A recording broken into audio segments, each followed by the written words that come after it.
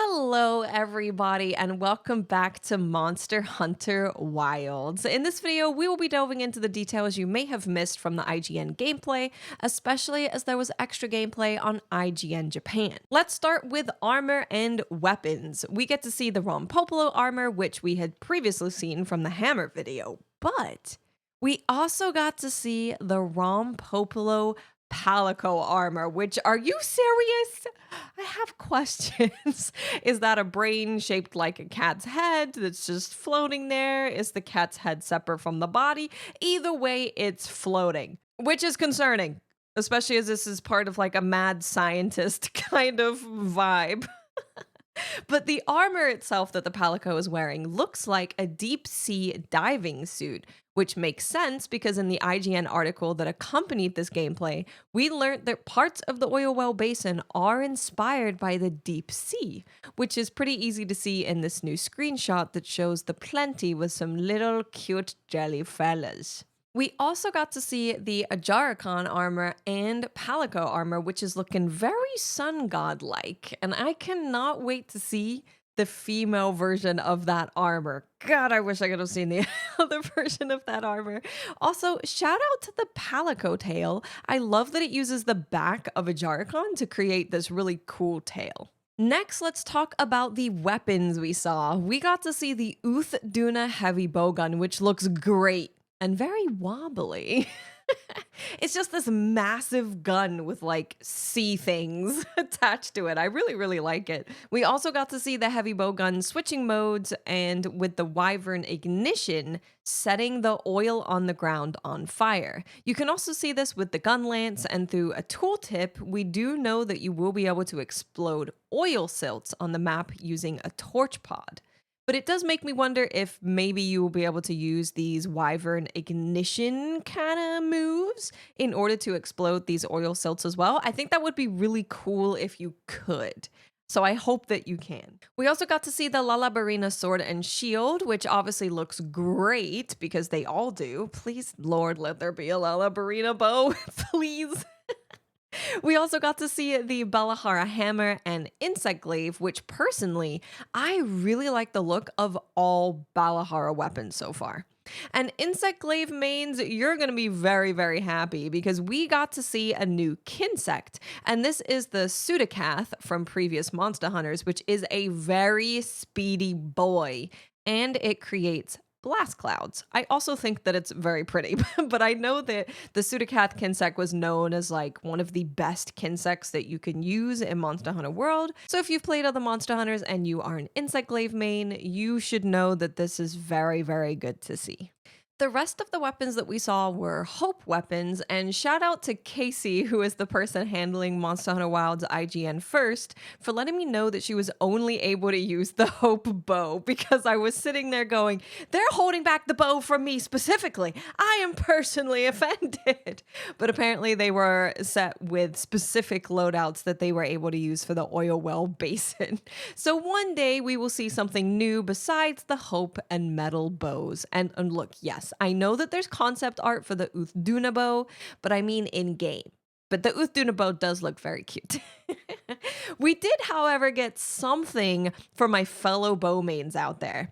In this footage, we got to see that they are using the Hope bow, which is the same bow from the beta, but this time it has 10 coatings instead of the 8 that we experienced in that beta. Now, some of the community update changes are in here, but the bow one definitely isn't, which we can tell by the focus strike locking onto multiple things at once. So this shouldn't be a base adjustment to the bow. From seeing white sharpness on some of the other weapons that are all from early game monsters, I think we can come to the conclusion that this is high rank. So even though we are seeing the Hope weapons, I do believe that they are high rank Hope weapons, which leads me to two possibilities. The higher rank Hope bow has ammo up on it or something like that, and that's affecting how many coatings you have. Or as you get to higher level bows, they just naturally get more coatings. But it was very cool to see that you can indeed get more than 8, because I think that was one of my biggest questions left with bow is like, are we always going to have 8? Is it going to be affected by skills? Are we going to just get more as we get stronger and stronger bows? Well, now we have some answers. Now let's talk about some combat details that you may have missed. The first of which I think is really cool.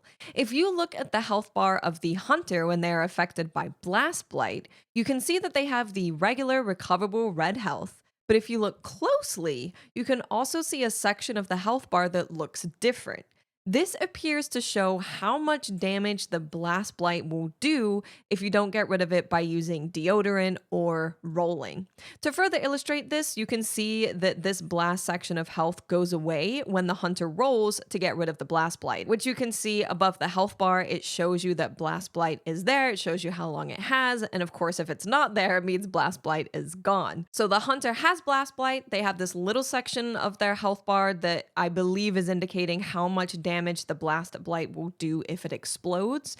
They then roll and they get rid of the blast blight. That section is gone now, but they still have that red recoverable health from previous damage taken. So I don't think it's like a bug. I don't think it's a visual thing. I think that it's definitely showing us how much damage the blast blight will do. With this information, we also learned that yes, Ajarakan can inflict blast blight.